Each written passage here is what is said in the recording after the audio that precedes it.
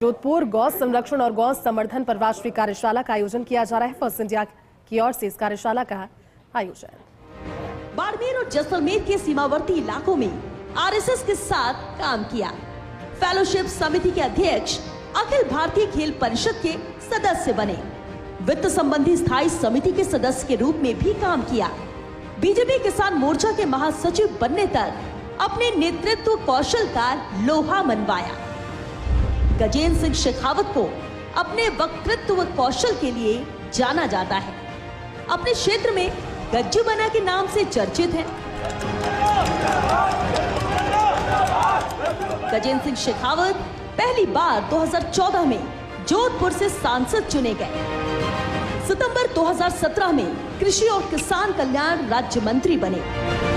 Jodhpur airport के विकास से लेकर एम्स के विस्तार तक में अहम योगदान रहा। गौ सेवा, गायों के संरक्षण और संवर्धन के प्रति हमेशा समर्पित। 2019 में कांग्रेस प्रत्याशी वैभव गहलोत को 2,70,000 से ज्यादा वोटों से हराया। 31 मई 2019 को मोदी 2.0 में केंद्रीय जल शक्ति मंत्री बने। मोदी सरकार के ड्रीम प्रोजेक्ट हर घर नल से जल परियोजना को मूर्त रूप दिया। सभी घरों में नल से जल उपलब्ध कराने के मिशन पर जोर शोर से काम किया। देश भर में 60% से ज्यादा घरों तक शुद्ध पेयजल पहुंचाया। जल संसाधन, नदी विकास और गंगा पुनरुद्धार में अहम योगदान रहा। छात्र राजनीति से करियर शुरू करने वाले शेखावत तीसरी बार मोदी सरकार में कैबिनेट मंत्री बने और संस्कृति और पर्यटन मंत्रालय की जिम्मेदारी मिली। राजस्थान के लिहाज से संस्कृति मंत्रालय और पर्यटन मंत्रालय काफी फायदेमंद है। राजस्थान के पर्यटन उद्योग से जुड़े लोगों को उम्मीद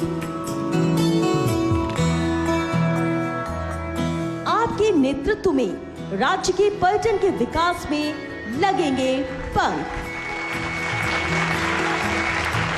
और जोरदार तालियों के साथ स्वागत कीजिए श्री गजेंद्र सिंह शेखावत जी का, केंद्रीय संस्कृति एवं पर्यटन मंत्री, भारत सरकार। इतनी देर मन बोलन में बजा देता तो ठीक रहता, क्योंकि आंसर उठाओ कि है नई बात नहीं जो आने ठा नहीं हो।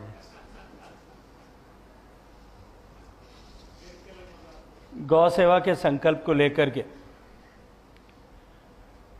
गौ संरक्षण और गौ संवर्धन की इस राष्ट्रीय कार्यशाला में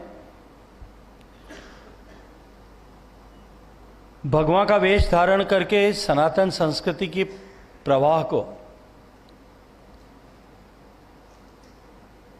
निरंतर प्रवाहमान और अक्षुण्ण बनाए रखने के लिए अपना जीवन समर्पित करने वाले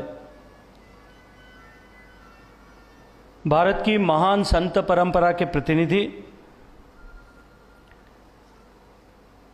श्रद्धेय श्री अचलानंद जी महाराज साहब, श्रद्धेय श्री राम प्रसाद जी महाराज साहब, श्रद्धेय श्री सोमेश्वर गिरी जी महाराज साहब, श्रद्धेय श्री सुंदरदास जी महाराज साहब, साध्वी श्रद्धेय प्रीति प्रियमवदा जी, मंच पर उपस्थित आदरणीय जया जी, मंच पर उपस्थित जिन्होंने विस्तार से गौवंश की महत्ता भारत सरकार और राज्य की सरकारों के द्वारा किए जा रहे प्रयासों, गौ संरक्षण और संवर्धन के दृष्टिकोण से उसके बारे में विस्तार से चर्चा की और जिनके कंधों पर राजस्थान में गौ संरक्षण और संवर्धन का दायित्व माननीय मुख्यमंत्री भजनलाल जी ने सौंपा है, ऐसे गौपालन और पशुपालन के सम्मानित मंत्री आदरणीय जोराराम जी कुमावत, मंच पर उपस्थित जोधपुर शहर के विधायक आदरणीय श्री अतुल भंसाली जी, सूरसागर के सम्मानित विधायक आदरणीय श्री देवेंद्र जोशी जी, मंच पर उपस्थित सीमा सुरक्षा बल के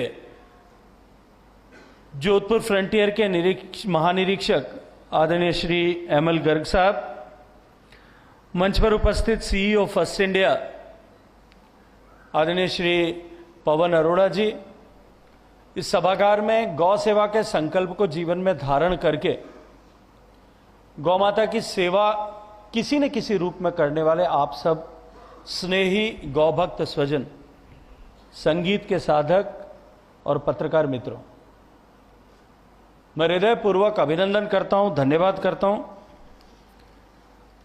आदरणीय श्री पवन अरोड़ा जी का और फर्स्ट इंडिया न्यूज चैनल का कि उन्होंने लगातार दूसरी बार जोधपुर में इस राष्ट्रीय कार्यशाला का आयोजन किया है।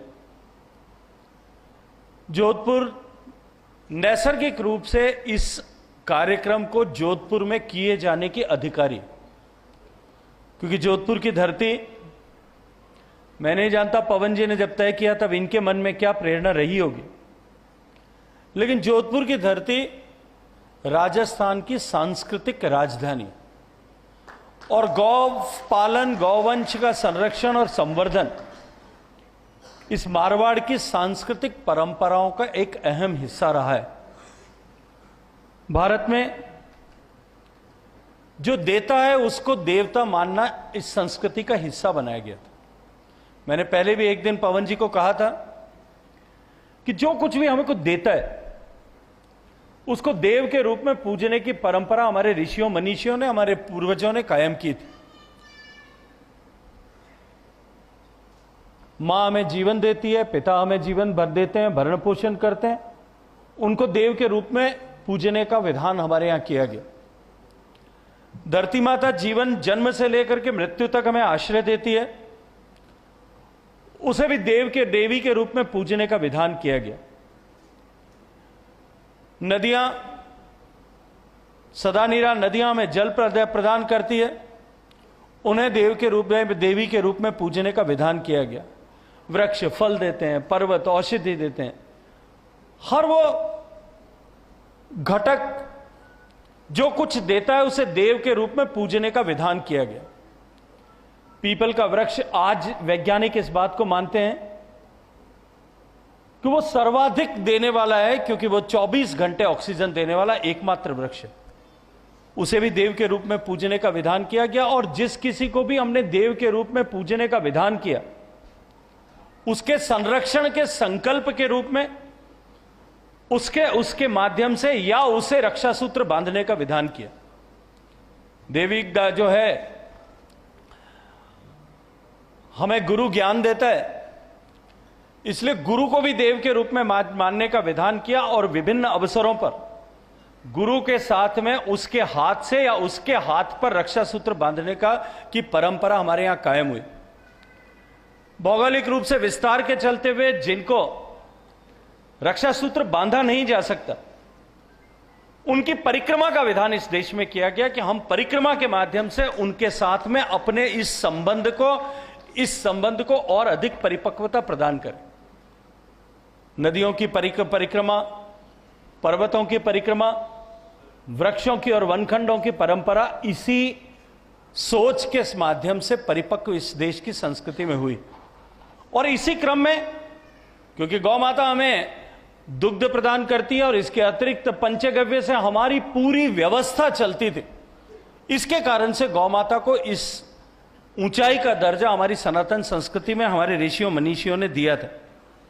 और तभी कहा था कि गावो विश्वस्य मातर है, गाय जो है वो पूरे विश्व के लिए माता के समान है। और इसी क्रम में इस गाय की महत्ता के चलते हुए गाय को भारत की संस्कृति में इस तरह से पूजित और पवित्र माना गया था। लेकिन दुर्भाग्य से जिस तरह से परिस्थितियां बदली और इन बदलती हुई परिस्थितियों में जिस तरह से गाय हमारे जीवन का जिस विशिष्टता के साथ में हिस्सा थी, वो कहीं हमसे दूर होती गई। ये भारत की महान संस्कृति जो हजारों साल से थी, भारत की बौद्धिक ज्ञान, भारत के विज्ञान, भारत की सांस्कृतिक उन्नति, भारत के जो है अर्थव्यवस्था, भारत का आर्किटेक्चर, इन सब की पूरे विश्व में ख्याति थी। और उसको देख करके विश्व भर के लोग आकर्षित होकर के भारत में आते थे। और ऐसे आने वाले लोगों के पदचिन्ह आपको भारत में सर्वदूर दिखाई देंगे। लेकिन दुर्भाग्य से बाद में जिस तरह से भारत में आक्रांता आए, और लगातार हजारों वर्षों तक भारत पर उन आक्रांताओं ने सनातन संस्कृति को मिटाने के प्रयास तलवार की ताकत के आधार पर किए। लेकिन यह हम सौभाग्य के अपने आप को सौभाग्यशाली मानते हैं कि हमें उस धरती पर जन्म लेने का अवसर मिला जिस धरती के बाशिंदों ने ऐसे सारे आक्रांताओं को या तो अपनी भुजाओं की ताकत के आधार पर वापस मुंह मोड़ करके भेजने के लिए मजबूर कर दिया या इस सरजमी में उनको समाहित कर दिया। तलवारों की ताकत पर 2000 साल तक आक्रमण हुए।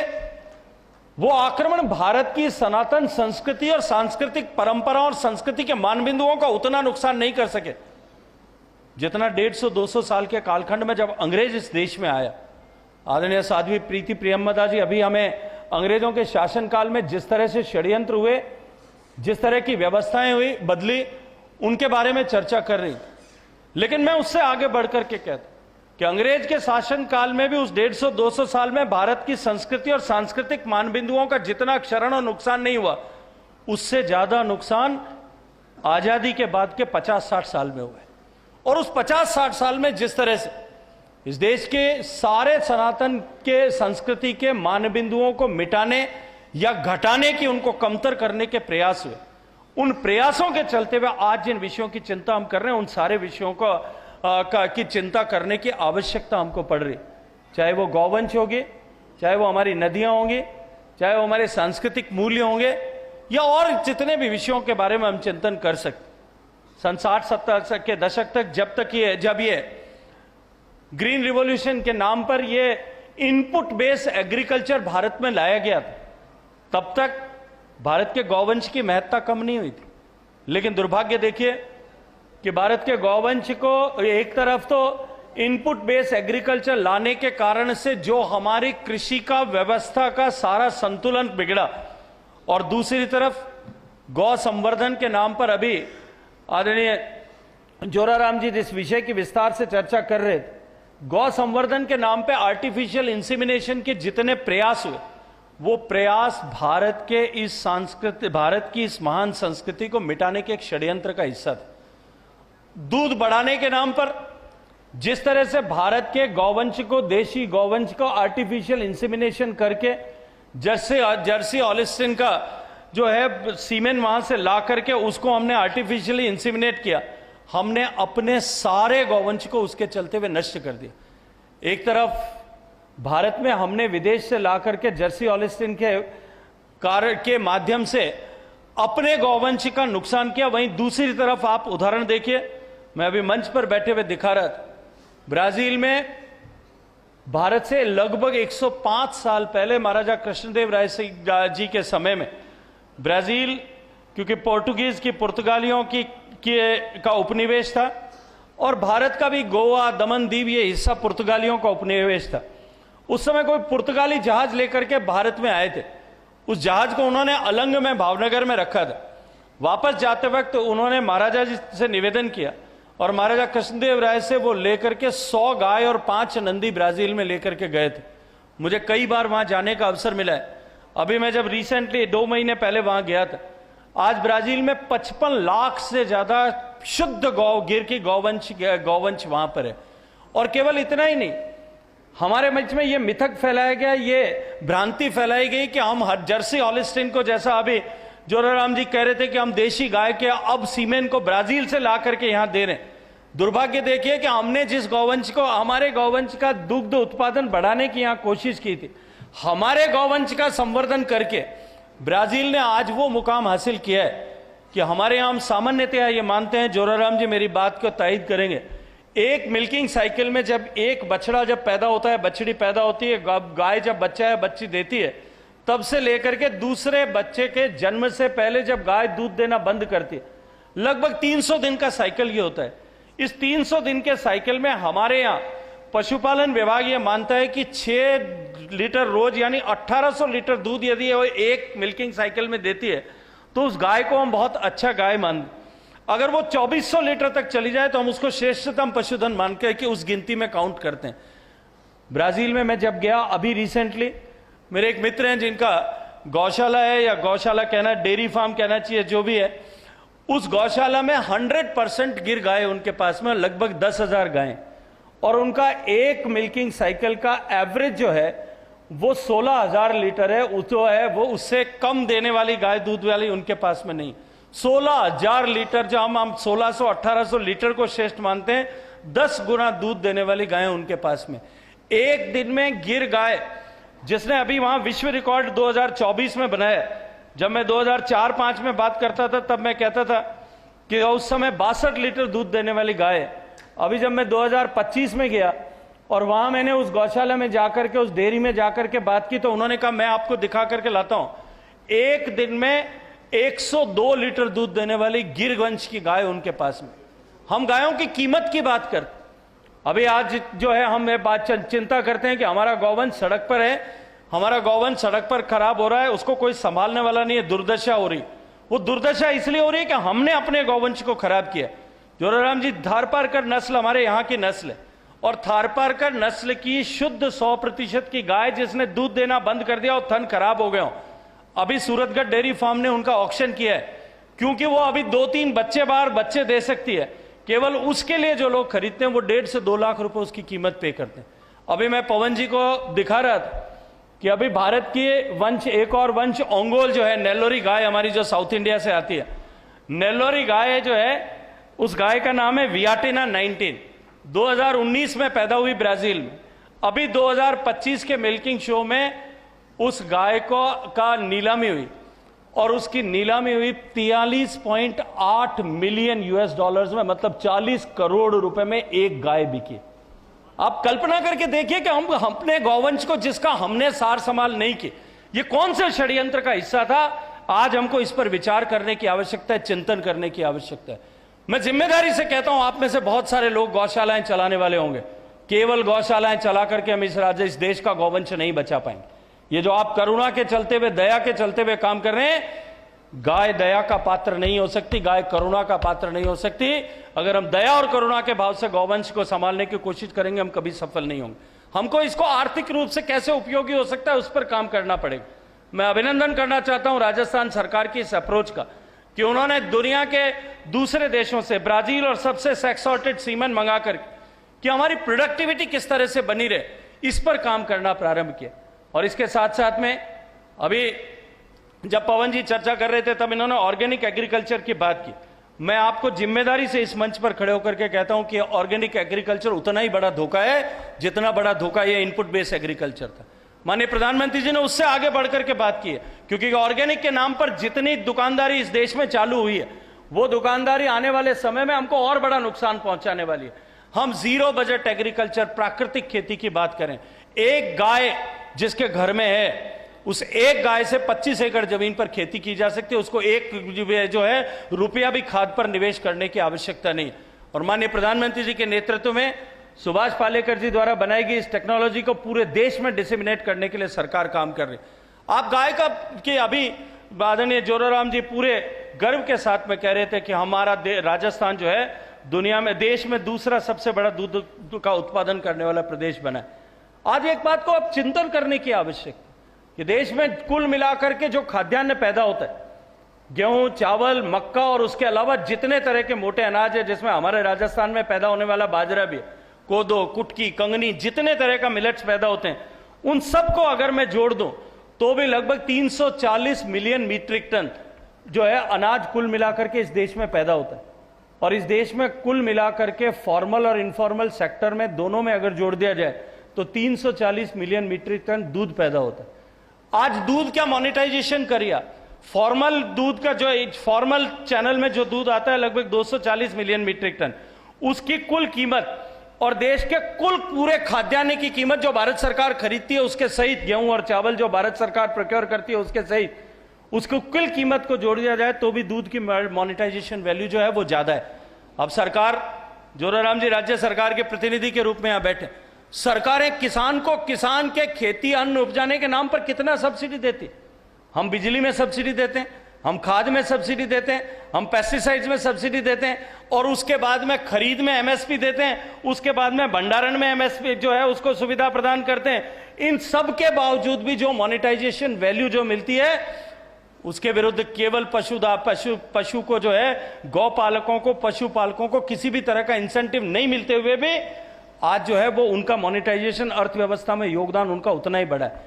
जब मैं कृषि मंत्री के नाते काम करता था तब मेरे पास में, क्योंकि जो उस समय पशुपालन और कृषि दोनों एक ही मंत्रालय का हिस्सा हुआ करते, अब तो माननीय प्रधानमंत्री जी ने 2019 से उन दोनों को अलग अलग कर दिया। तब मैंने माननीय प्रधानमंत्री जी से जाकर के निवेदन किया था कि हम क्या किसानों को जो है वो केसीसी की सुविधा प्रदान करते हैं, लेकिन पशुपालक इक्वल क्वांटम में अर्थव्यवस्था में योगदान करता है, लेकिन हम उसको किसी तरह की सुविधा प्रदान नहीं करते। तब माननीय प्रधानमंत्री जी का मैं अभिनंदन करना चाहता हूं कि उन्होंने इस देश में पशुपालकों को केसीसी मिले, किसान की तरह उसको भी 3 लाख रुपए तक का एंट्रेंस सब्वेंशन के साथ में लोन मिले, इसकी व्यवस्था उन्होंने की थी। चारागाहों के विकास को लेकर के भी हमको निश्चित रूप से विचार करना पड़ेगा। जोराराम जी राजस्थान सरकार के प्रतिनिधि के रूप में यहां बैठे, मैं उनको आग्रह करना चाहता हूं, पूरे राजस्थान में हमारे पूर्वजों ने, और विशेष रूप से पश्चिम राजस्थान में हमारे पूर्वजों ने, राजाओं ने, महाराजाओं ने गौचर के लिए जमीन को जो है वो व्यवस्था की थी। 4 तरह की जमीन हर गांव में, गांव की सामूहिक संपत्ति होती थी। गांव का तालाब, तालाब का पायतन या जहां से तालाब का कैचमेंट एरिया, उसके अलावा ओरण, और चौथा गौचर। ओरण जहां से सूखी लकड़ी मिलती है, तालाब जहां से पीने का पानी मिलता है, और गौचर जहां हमारा गौवंश चर सकता है। इन तीनों पर जिस तरह से अतिक्रमण हुआ है, इस अतिक्रमण के चलते हुए जिस तरह से गौवंश का नुकसान हुआ, उस पर हमको विचार करना पड़ेगा। लेकिन उसके साथ साथ में जो आज जो बची हुई शेष गौचर की जमीनें थी, उन पर अतिक्रमण के लिए के नाम पर, ये गौशालाएं खोलने के नाम पर एक अतिक्रमण की नई विधा प्रारंभ हुई है। इस पर भी सरकार को विचार करना पड़ेगा, और साथ साथ में नरेगा के साथ में इन गौचर के विकास को जोड़ करके इसके लिए एक जो है वो प्रोडक्टिव योजना का निर्माण राज्य सरकार को करना चाहिए। मैंने माननीय मुख्यमंत्री जी को इसको लेकर के पत्र भी लिखा है, क्योंकि हम पश्चिमी राजस्थान में बात कर रहे हैं। मैं इसी संदर्भ में जोराराम जी को एक जिम्मेदारी और भी देना चाहता हूं। जैसलमेर जिले में सबसे ज्यादा गौचर छोड़ा हुआ। मुझे याद आता है जब मैं सीमावर्ती क्षेत्र में काम करता था, बीकानेर में इसी तरह के बड़े बड़े गौचर थे। बीकानेर में शहर के कोलायत की तरफ जाने वाली रोड पर 27,000 बीघा का सरय नथानिया गौचर था, जिसमें शहर की सारी गायें जाकर के वहां चर सके, इसके लिए महाराजा गंगा सिंह जी ने उसको छोड़ा था, उसका विधान किया था। राजस्थान, तत्कालीन राजस्थान सरकार ने, मैं 90 के दशक की बात कर रहा हूं, उस समय में 1000 बीघा का आवंटन उसमें से यूनिवर्सिटी के लिए कर दिया था। बाद में 100 एकड़ का आवंटन जो है नगर निगम के लिए कर दिया, 100 एकड़ के लिए विश्वविद्यालय के लिए करने लगे। तब हमने जाकर के उसके लिए कोर्ट में चैलेंज किया, सुप्रीम कोर्ट में जाकर के ऑर्डर कराया कि गौचर की भूमि का आवंटन इतर कार्य के लिए नहीं हो सकता। लेकिन केवल यह लड़ाई वहां समाप्त नहीं हो सकती। मैं जानता था कि केवल अगर खुली जमीन पड़ी रहेगी, 1-1, 2-2 एकड़ करके, या तो उस पर अतिक्रमण हो जाएगा या आवंटन हो जाएगा। हमने जैसलमेर, बाड़मेर में घूम घूम करके वहां से सेवण घास का बीज इकट्ठा किया, सूरत में जाकर के प्रोग्राम कराया, उससे पैसा इकट्ठा किया, उस पूरे 3000 एकड़ का उसमें से जो है फेंसिंग किया, वहां सेवण का बीज लगाया, और आज मैं गर्व के साथ में कह सकता हूं कि 6000 एकड़ जमीन वहां ऐसी है जिस पर इतनी सेवण आज की तारीख में खड़ी होगी कि जिसमें खड़ी भी आप गाय को नहीं देख सकते। हमको नरेगा के साथ में इस तरह से अपने गौचर के विकास के लिए, अपने जो पैस्चर लैंड छोड़ी भी है उसके विकास के लिए हम सबको काम करना पड़ेगा। और साथ साथ में एक बात और आखिर में कहना चाहता हूं कि जैसलमेर में रेवेन्यू रिकॉर्ड में दुर्भाग्य से सेटलमेंट नहीं होने के कारण से हजारों बीघा के गौचर हर गांव में छोड़े हुए, जहां गांव का गौवंश चरता था। मुझे क्योंकि अकाल के समय में 1-1 लाख लोगों का 1-1 लाख गायों की गौशाला चलाने का सौभाग्य प्राप्त हुआ है। मैं जिम्मेदारी के साथ में कहता हूं, हम सोलर प्लांट लगाने के लिए जिस तरह से जमीनों को सरकार दे रही है, हमको उसकी आवश्यकता है, हमको ऊर्जा की आवश्यकता है, लेकिन हमको अपने गौवंश को बचाने के लिए, जो गौवंश के लिए नामित जमीन थी, उसका लोभ और लालच छोड़ करके उसको हमको जो है आने वाले समय में उसको हमको रेवेन्यू रिकॉर्ड में दर्ज कराने के लिए पहल करनी पड़ेगी। देखिए, अगर हमने ये पहल नहीं की तो हम निश्चित रूप से एक तरफ तो हम आने वाले समय में अपनी पीढ़ियों को जवाब नहीं दे पाएंगे, दूसरा गाय के हित की जगह को हमने इतर कार्य में काम में लिया तो उसका पाप का भागीदार हमको भी बनना पड़ेगा। इसको हम सरकार में बैठे हुए लोगों को भी नहीं भूलना चाहिए। मैं इतनी बात कहते हुए आज इस अवसर पर जब हम इस संकल्प के लिए यहां एकत्रित हुए, मैं फिर यहां सब बैठे हुए गौ सेवकों से आग्रह करना चाहता हूं कि हम गाय को किस तरह से प्रोडक्टिव बना सकते हैं। और मैं पूरी जिम्मेदारी के साथ में कहता हूं, ऐसे मैं अनेक मॉडल आपको दिखा सकता हूं जहां पर कि गाय चाहे दूध दे या न दे, लेकिन आपके पास में रखी हुई गाय जो है वो हमेशा लाभ की कारक है, वो प्रोडक्टिव। अभी मैं थोड़े दिन पहले यूरोप में गया था, वहां मुझे बताया गया कि यहां पे काउ लिकिंग ट्रीटमेंट होता है, जिनके शरीर में किसी तरह का जो है टॉक्सिन्स बन जाते हैं। उस टॉक्सिन्स जिनको बन जाते हैं उनको एक जो है डिफरेंट टाइप की हर्ब्स को लेकर के शहद में मिला करके अलग अलग तरह की जड़ी बूटियों को शरीर पर लेप करके और उसको खुले में जो है लिटा देते हैं। गाय आती है, वो अपनी जीभ से जब पूरे शरीर को जो है वो चाटती है, उसके साथ में उसके शरीर के सारे टॉक्सिन्स निकल जाते हैं। डॉक्टर आनंद गोयल साहब बैठे हैं, मेरी तरफ देख करके इनको बड़ा आश्चर्य होगा, लेकिन मैं डॉक्टर साहब को भी कहूंगा प्रैक्टिकली आप इसको करके देखिएगा। मैं आपको जिम्मेदारी के साथ में कहता हूं, कुछ टॉक्सिन आपके अंदर होंगे वो भी निकल जाएंगे।